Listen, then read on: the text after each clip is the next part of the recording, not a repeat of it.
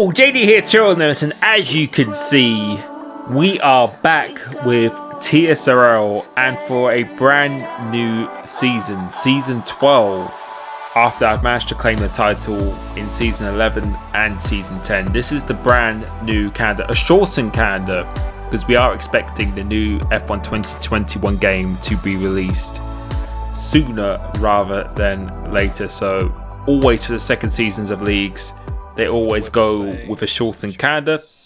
And in terms of competition, the competition is pretty much the same, just the new additions of Antoine and Ronha as full-time drivers now.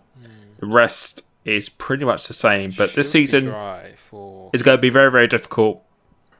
A lot of people are extremely motivated to win this title, as am I, of course. But it's at this point of the game where everyone is really reaching their maximum in terms of speed, lap time, just confidence. It's going to be a very, very tough challenge, and especially with a shortened calendar. My strongest asset is definitely consistency over a season. With this means I really have to hit big points more often. So really looking forward to it. And we start off with Silverstone, one of my favourite tracks on the calendar, as we set our initial lap time of 34.3. You can see the rain is actually scheduled for Q1 and Q2. Q3 looks to be dry, so it's going to be very interesting strategy for the race. And on my second lap in Q1, we went into this race with a lot of practice, and it's showing. We do it at 33.9, which is a very, very nice time. And I was coming into this with really, really high levels of confidence. In the dry, in the wet, I prepared really every kind of scenario that I could, and I was just coming into this thinking that I really want to win this first race of the season. That was really the only objective, and I really believe as we're back in the Williams, we're almost losing the car, but we actually still set the fastest time of a 33.8, which actually saw me get P1 in the top of the session here. So good start so far. Definitely helps being top of the timesheets for the first part of the qualifying, but as I always say, it's only Q3 that really matters as long as you get there, of course. So Q2 again was in the same conditions, and we were just making sure we got some pretty strong laps on the board. See, less than a tenth down from Antoine, who I feel is going to be definitely one of the key fighters, of definitely key challengers in this championship here. We go on to the second lap. We are improving by quite a bit, just making sure it's a good lap on the board. It's not towards the end of the session, which is looking a bit unpredictable. We don't know if it's going to be dry or wet, so I'm just making sure I have a bad lap time. You can see we're doing purple sector 2 here. Really, really enjoyed the sector 2. Probably my favourite sector on any track on the calendar. As we go into the final chicane here, could have hit the inside a little bit better, but trying to get a good exit coming off here now. Kind of have to take the risk going for this last corner and going across the line. It's a 34.1, puts us in P2 for now. We did do a 0.8 in Q1, so we definitely know that time is available. And towards the end of Q2, it did actually dry up, but luckily a lot of people didn't go out. Only Raceway was able to get a dry lap in, and we just about made it through. And I just want to say as well, as John Wilson has applied for my membership, thank you to everyone who has joined the membership, where you get access to setups, get access to badges, emojis, and many other disclosed content. And this guy as well, Mr. Beards, $99 donation. He actually did this 4 times. It's close to $400 he donated this stream. That is just, I think this guy is Mr. Beast in disguise. So, Mr. Beards, massive shout out to you. Thank you so much, because that really, really was a surprise and made my day here. But now we're moving on to Q3. This is my banker lap in Q3. So first dry time in the session here. Going through sector 1, it's a 26.6. Viper does a 24.1, which is not too bad as a banker. And typically in practice, I was doing in short quali 0.4s and 0.5s, 23.4s and 5s. Quite consistently. As Jacob B does is 23.8, so that's quite a strong banker, because track evolution is quite significant around here. So going through Magnus and Beckett's doing it pretty nicely, but again, not pushing it to the max, just making sure we have a solid time on the board. And we've done a purple middle sector, going through that middle split on a 1:0.9 or 1 minute 0.9. So I knew I was on for a good lap here. Going to this final chicane, you really want to hook the inside of this. Did that fairly well. Could have took a bit more speed for the right hander, but overall it was quite clean. And going across the line, it's a 23.7, and that's a very, very good banker lap. That puts me P1 at this stage. And with 3 minutes to go, we are still P1 in the session. You can see how close it is, but I felt very, very confident going into my last run. And just again, less than a tenth between the top 5. I felt like if I didn't get a 0.4 or even a 3, I would have been pretty disappointed, because I was doing 0.4s in short qualifying, which we know is around half a tenth to a tenth slower than the Q3 track evolution. So I really wanted nothing more than the 0.4s. Joe does a 0.6, that's 0.678, so I wasn't too worried about that.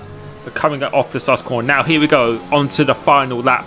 We're in P2 now because Joe has beaten it, so still on the front row at this stage here, as Jakey B, that is, has done a 23.435. I didn't actually look at the lap time when that popped up. I was just completely focused on my lap here, so I was just determined to get as good first sector as I possibly can. This is definitely my weakest sector on the track, sector 1, but we are going slightly green, so not a great first sector, but not bad either. It's almost a mid-6, which is pretty average first sector to me. So I knew there was a lot of time to be made up really in sector 2 and 3. Although sector 3 looked good on the previous lap, I knew a lot more apex speed could be carried to a track evolution. You can see now we're almost a tenth up, taking a tight line through here. You don't want to run out wide, too wide, and you can see we're about almost a tenth up.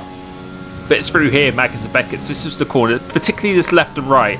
This is where I could gain the most time. I'm definitely just carrying a lot more speed here. And you can see we're almost 2 tenths up. So 1 minute 0.7, purple middle sector. We are on track for pole position. If we have a good last sector, we can do it. But going through the end of the hang straight, we go slightly out wide. And that is a track invalidation. And that is the lap over with. And with that, I just wasn't focused for this last chicane. Could have made up a lot more time here. Coming across the line, it's a 23.633. I think if we were on for a proper lap, it would have been a high 4, maybe a low 5 if we did that last chicane well. But we didn't, because the lap was invalidated. And we have gone from provisional P1 to last on a 0.7. It's last place. 0.6 would have put you P8 as well, a high 6. It's at this point of the game where everyone is just so in tune with their one lap pace, and unfortunately for me, although I felt like we should have been on the front row anyway, we just didn't do the lap when it counted, and now we're in a very, very bad position. And I've actually elected to start on the soft tyres because Q2 was wet, which means I could have started on the mediums here, but since so many people were on the mediums, quite similar to esports, a lot of people, or a few people, went on the softs and went for an undercut, and they were able to hold on here. So we've got 4 lights, 5 lights here. We really have to try and make this work as the lights go out now. Trying to get a good start. Raceway, the only person ahead of me, is also starting the softs. We've actually managed to dismantle him already into turn 1, so we're already making up 1 position. Now we've got to try and look to the outside to try and gain anything that we can here, and go down here. Wasn't a particularly committed move, or couldn't really go for the overtake here, losing out a little bit. And now we have to defend for my teammate who is on the medium tyres here, and he's not making it too easy going down into that second one. He actually tries to go for a look down the inside here and going into this long right-hander. We're going out wide just to see if we had more grip on the outside. He's still trying to hold it round down the inside here, and again, my thinking with this strategy is that being on the same tyre is going to be very, very difficult to overtake everyone else on the medium tyres. I just wanted to try and make up as many paces as I could. But even if I couldn't do that, to go for the undercut and try and get the undercut with track position, and then hope that the soft tyres will go off towards the end of the race. So that's really what I was thinking at this stage of the race. But you can see here, A lot of people are really fighting up above. So I want to be as close to a leader as I possibly can, because if we could be within 3 or 4 seconds, we can definitely get a 3 or 4 second undercut when we go on the mediums, and then we would have track position. Because Silverstone, as much as I love it, it's just really all dependent about track position most of the time, as Smasher gets overtaken by Leopard, because on this track the average speed is just so high and the minimum speed is so high. It's just really hard to overtake with the DRS trains, the lack of dirty air and the lack of slipstream. Well, there is dirty air, but it's mainly because of the lack of the slipstream. As we saw in esports, it's just so hard to overtake. So that's why I'm going for this different strategy. Was hoping to make up more positions than this, but unfortunately we have not been able to make up these positions. Now I'm just going to try and go as long as I can into the race, so my medium tyres are the freshest possible towards the end, whilst trying to go for a 1 to 2 lap undercut. But you can see the problem we've got here is that the guys up ahead, they are just fighting so much, and that has actually allowed the likes of JKB, Antoine and Ronha to actually escape up at the head. So we're much further away from the leaders than we really want to be. And you can see Ronha and P3, as we're trying to go down the inside of Smasher, that just wasn't going to work. We just weren't committed enough there, and it's just a very difficult corner to overtake on as well. He probably would have got the run on the exit. So this first stint hasn't been optimal so far, but we have made up 2 positions with OMGHJ actually disconnecting. And the story of this is that I was trying to get past the cars ahead, but the problem is, as I said, with the dirty air and the DRS trains, and just the track just being so high on the average speed, you just can't get that momentum off the corner.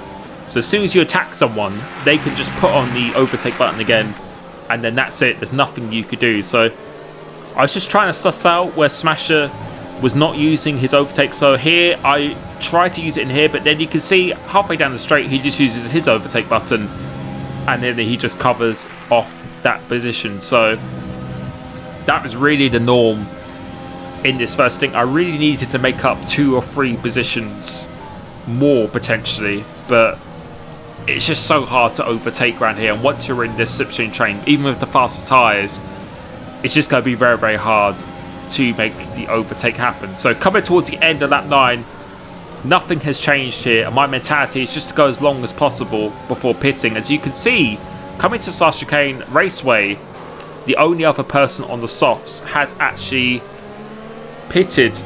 So he's going for the undercut, and I wasn't too bothered about that. So we almost lose the car, because I felt I could get the DRS on him and he wouldn't really be getting out of my DRS zone. So towards the end of lap 10, I decided to pit, because really the softs, you can do 12 to 13 laps, but after 9 or so laps, that's when they start going off. So yeah, I knew ideally they probably want to go as long as possible, at the end of the race, and they'll probably be pitting like lap 13. So here, we're going to be going for a 2-lap undercut on these guys, and it should be quite powerful. So I just wanted to leave it at the last minute as possible to make the undercut as powerful as possible, and also my tyres in the best condition versus softs as possible towards the end of the race, because track position is just going to be crucial around here. So coming out of the pits here, you can see Raceway is now entering the first corner.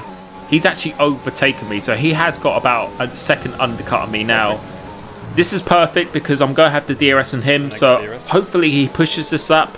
I don't have to use any of the battery power, and you can see we'll come out the pits with 100% ERS as well, so this is working very nicely. But going through Megas and Beckett's, we closed up on him.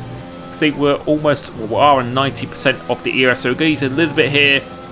Try not to waste too much time. And you can see Dominic has also come out on the mediums behind us, so us 3 are all on the same strategy here. So we make the overtake, and now these are the laps where it is going to be absolutely crucial to be as fast as possible. So starting this lap with almost 90%, we're just going to try and go as fast as possible, because within these next 2 laps, this is where the soft runners, or sorry, the medium runners who haven't pitted are going to be pitting. So this is just an example of a very, very fast lap.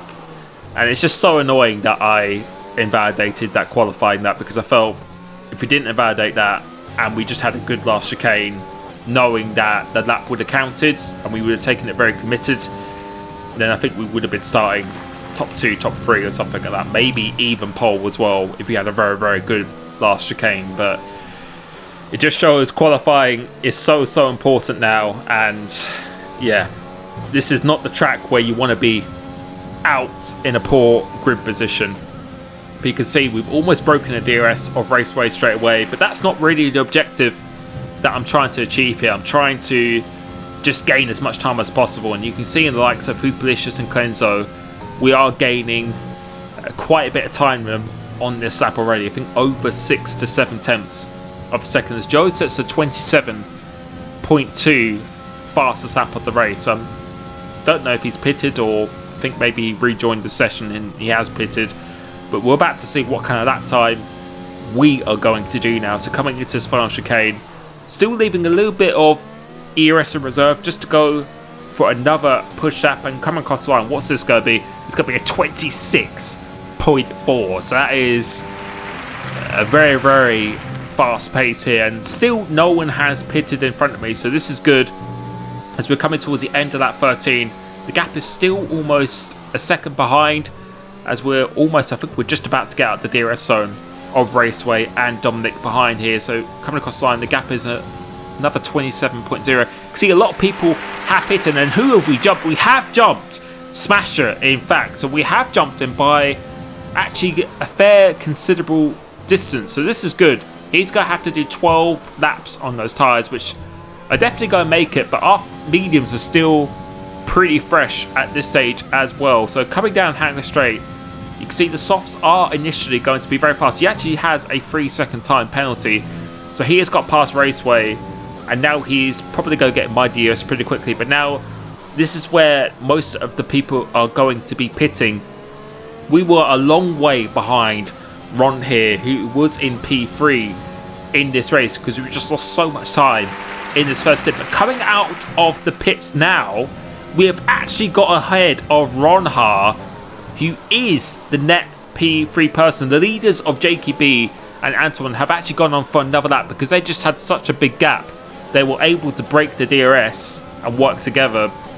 They're able to go a little bit longer, knowing that they're not really going to be undercutted. But now I'm using the ERS to defend against Ron Ha, because I didn't want him to overtake me into his first sector. I want to stay ahead of these guys as long as possible. I want their tyres to drain out for as long as possible, because if he got past me in that first sector, he might have even been able to pull away by the third sector. That's how fast they are at the start. But I'm just going to try and keep them back as long as possible, and then hopefully my tyres towards the last few laps will be much, much better than theirs. That was really the plan at this stage. But coming through here, I don't really have much ERS to defend with, so I'm just still trying to think of a little bit of long game. There's no way I would have been able to defend these positions. You can see how much more straight line speed that they have in me, and now they are going to go side by side here, and you'll be able to see that's actually given Ron Hart a penalty, so he's been pushed out wide. So these guys have 3-second penalties up ahead, and they are fighting very, very hard here. So this really is playing into my hands. I'm happy to take a back seat on this occasion here.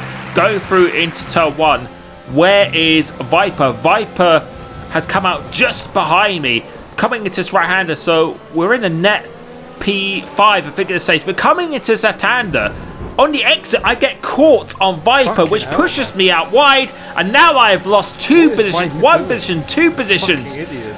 And you can tell I'm not very happy at this stage in the race here. He tries to go around the outside of me here, which I wasn't really having on that occasion. And looking back at the footage now, I think unfortunately his front wing just got caught on my rear, and that just locked us into place, and there was nothing I could do. I was turning and I just had no control of the car, which has very frustratingly lost me 2 positions when we could have used the DRS to stay with Smasher and Ronha.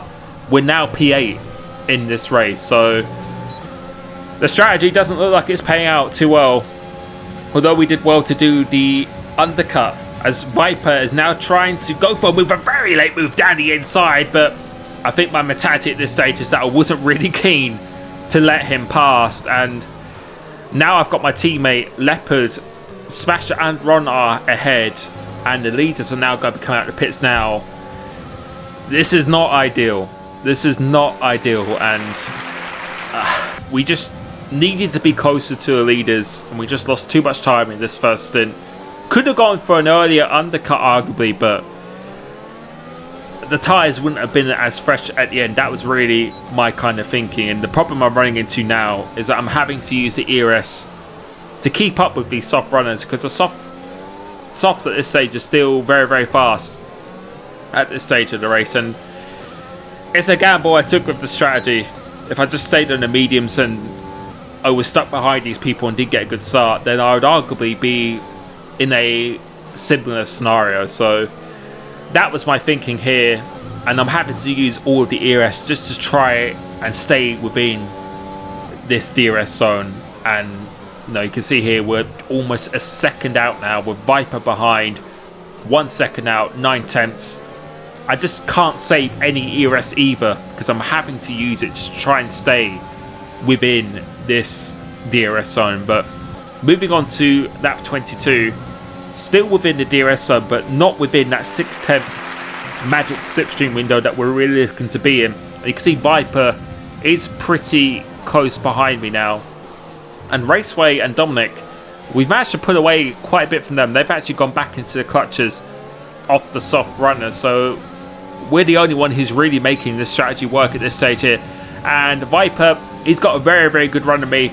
Didn't want to really waste any of the ERS. I really wanted to try and defend this with as little ERS as possible, but at the end of the day, there was nothing really I could do. You could just see the apex and the grip and speed that he has is just too much at this stage. So we tried to fight it, but we're not going to fight it too hard. And I was hoping that he wasn't going to get the DRS on the cars up ahead, because you can see at the moment he's very, very close to that window where he's about to lose it. But going through Maggis and Beckett's, I think he is going to be close enough. He is within that 9/10 or something, and he has got the DRS, and there is really, really nothing we could do. So moving on to lap 26, we've managed to stay within the DRS zone of these soft runners and not let the gap behind come down.